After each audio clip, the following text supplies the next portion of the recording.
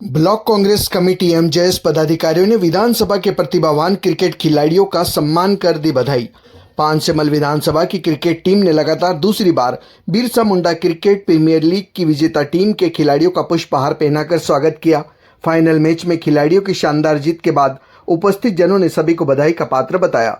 जनप्रतिनिधियों तथा वरिष्ठ जनों ने बताया कि युवाओं ने अपने प्रदर्शन से परिवार एवं क्षेत्र का गौरव बढ़ाया है। जय संस्थापक विक्रमाचार्य के द्वारा महापुरुषों, क्रांतिकारियों एवं आदिवासी समाज की कुलदेवी देव मोगरा माता का चित्र भेंट कर उनके उज्जवल भविष्य की कामना की। दुर्गा मंदिर परिसर से स्वागत के साथ बस स्टैंड तक चल समारोह निकाला गया।